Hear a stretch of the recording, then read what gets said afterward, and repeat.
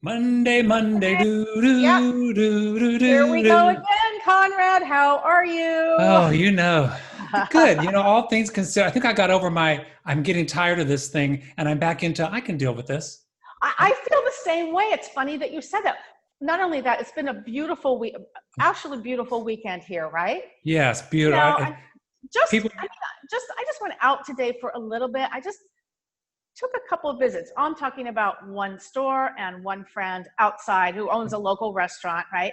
Just to say hi. And that's just like, you felt know, good, swim in right? the Felt pool, sit around the exactly. fire pit. So yeah, there's something like, I'd commit for a long time if we had to. And speaking of things to do, I know that you So much. recently were doing. You experienced the drive-in at the Camelot Palm Springs Cultural Center experience. Exactly. And it was really fun.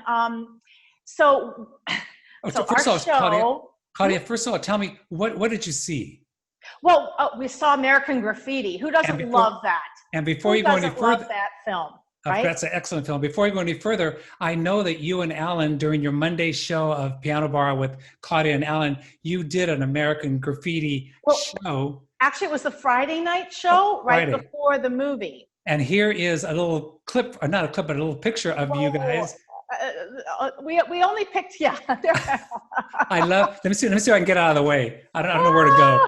I love the picture of you in your little outfit there, and I see these various beverages in the forefront there. And then we've got right over there, we've got the Thunderbird, the gal in the The Thunderbird. Thunderbird, exactly. And she happens to live right up the hill, right? That's right. She does. Right. It's right next to she, her and Alan moved up in next to the Bob Hope space. So oh, okay. So we let's talk recorded about. that a little early we did about 7 songs, and it was, whoa, those songs. It's crazy to do all that twisting and jitterbugging and So how was the experience? well, it How was was the interesting drive-in? because we went there, we got there in plenty of time. And we actually didn't plan our dinner. And they have a few items, more like movie items like hot dogs and popcorn and ice cream and Cokes. And so we actually went and ordered something, and Alan picked it up. But other people, the thing to do, I think, there, picnic tables are spread out all, gosh, I mean, maybe 10 feet away from, 12 feet away from each other, Plenty of room. with little cute retro red transistor radios. And people come in, they reserve a table, like maybe 3 or 4, a small little group of people, big picnic tables, and they bring their coolers and their dinner and whatever they're drinking. Sounds So great. it's great. And then you can also, for like $10, just bring your lounge chair in, sit right in front, bring in your food, beverage, whatever you want. So that makes it great. But we did have our own, we got a pizza and all these things from another place. And were you in your car, Claudia, We or were were in you? our car, and we tuned into the radio station. The sound was really good. It was a windy night, so you never know when the wind's going to come up in Palm Springs. True. So it's got, the cultural center puts up outside a big, and I had never seen this before, blow up screen. I think that's the thing everybody's doing now, Yes. the blow up screen. So before the movie started, it was like, whoa. I was like, whoa, and then it calmed down. But just be aware that if you hit it on a really windy night, you might be swaying along with the movie. And you've been watching a lot of films too, right? I have actually. I'm going to talk quickly about. Let me get out of the way here. There is a company called the Wrap, and it's an online magazine about business and entertainment. It's very familiar. If you ever get a chance, it's called the Wrap. You can go online and get it. It's free subscription. You'll learn all about the behind the scenes of things going on in the entertainment world. And they have right now the Shortlist Film Festival, and this is a free film festival that anybody can go watch. It has 20 films that are up for awards, and then there are 5 student films that are also up for awards. And I don't know about you, Claudia, but you and I, we've been to our share of short film festivals, right? And you'll probably agree with me in that sometimes in short film festivals you have to go through some duds to get to some good ones. And the beauty of this one is there's nothing but great films. These have all been good to know. festivals, right? I want to quickly go over this one called Girl in the Hallway. This is a film by Valerie Bernhardt. This is a voiceover narration about, and not if you can see this graphic, this is a picture of a little girl, a graphic. The whole film is really animation.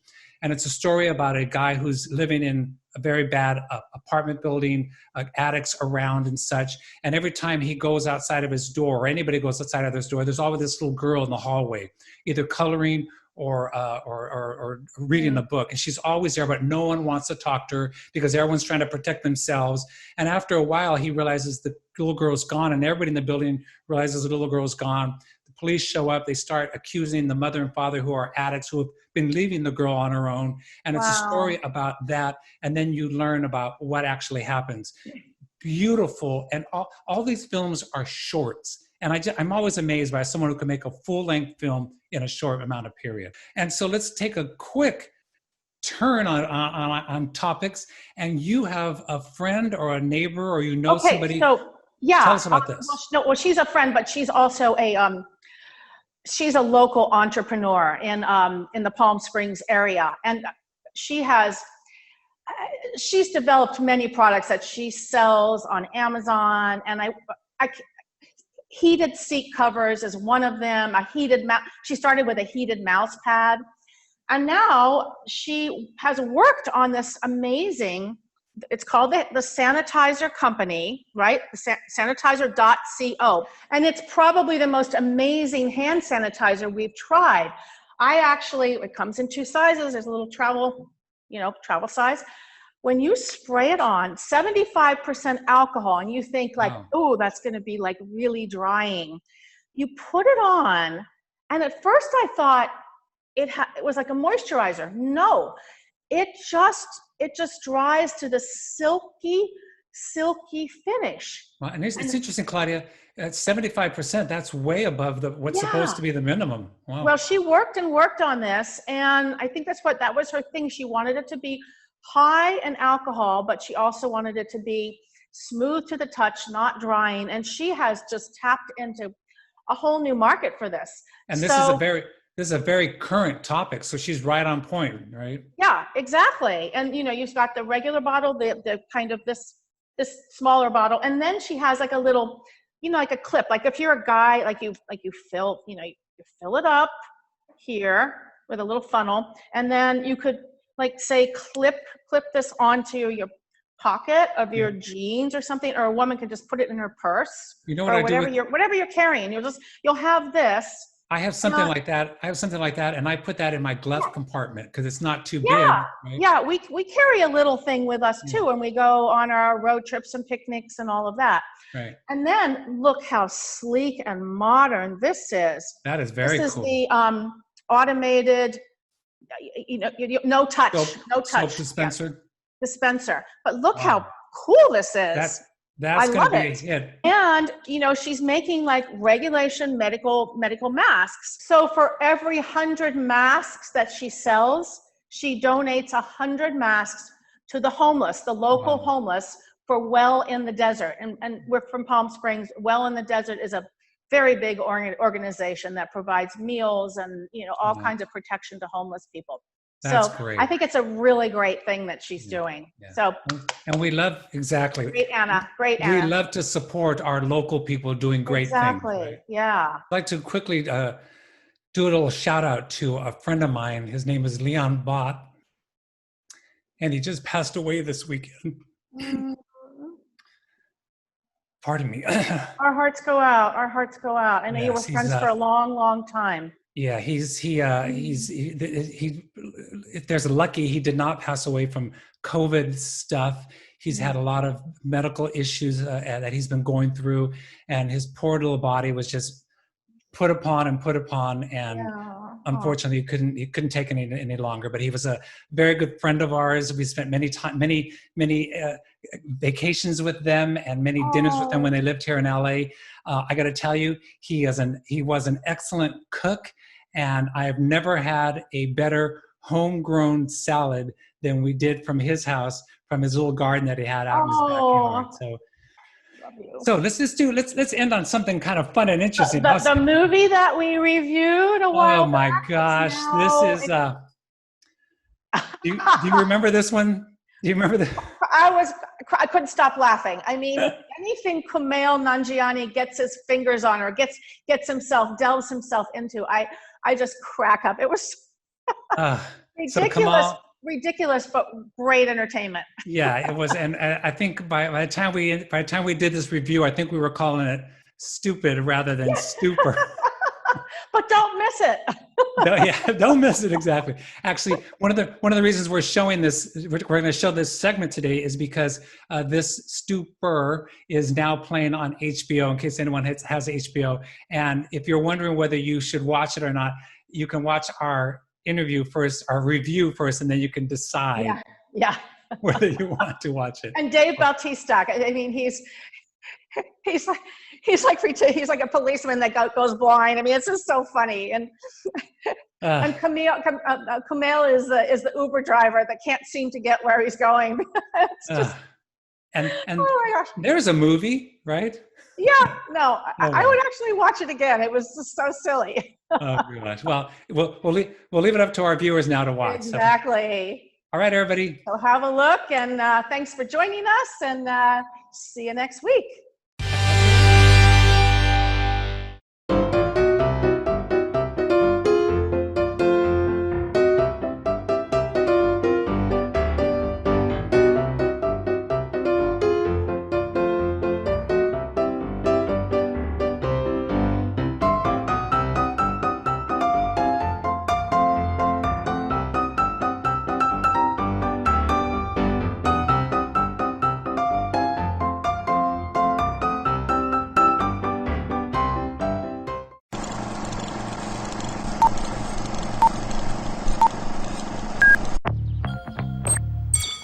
Please be a 5-star ride. Hey! Uber? Yeah, be cool, be nice. I'm Stu. How do you do?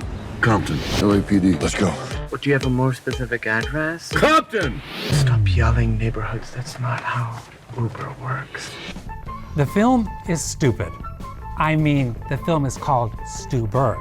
That's what I meant to say. Directed by Michael Dowsey and written by Tripper Clancy. I don't know any of the films that they've done. They do have some credits associated with them. But if that's the kind of movie they produce, that's too bad, because this could have been a fun summer adventure buddy comedy film. Instead, I think it's a film that's probably already falling off the main screen. Claudia. Oh, hello. What do you think? You took my line. I was going to say stupid too. But you know what? This is crazy though, because I actually was laughing the whole time, but I'm like, this is so stupid. I agree. I think it was the acting. I think it was the dynamic between Vic and Stu. And first of all, I love Kumail Nanjiani. I mean, he can do no wrong. He can do no wrong, right, He's exactly. so funny, and he plays the meek, mild Uber driver just trying to make his way and keep his 5-star rating, right? Right. And then he picks up Vic, you know, who had just had LASIK surgery and was in a car crash because he was trying to drive while blind, basically. Not a good thing. Don't do that at home. And little unbeknownst to Stu, Vic is a cop that's on a mission. He's just been tipped off for the heroin gang in Koreatown. Stu is driving an electric car, and I don't know how they get from place to place because they're going to K-Town and they're going to take this gang out. They're driving. Stu is hysterical because he's got these witty lines and he's so innocent. And this movie, it has all the makings. Yeah. Right, it has all the makings because Kumail is so different from Dave Bautista, right? Their size, their look, their abilities, but it's just, I think the joke just runs old very quickly. Because it keeps going back and with they the keep same on going back sort of to lines. the same one over and over and over, and that just even though drives. the actors play off each other so well. Take this. Oh, I am not touching that. It's a baby gun. It allows you to fire it while crying.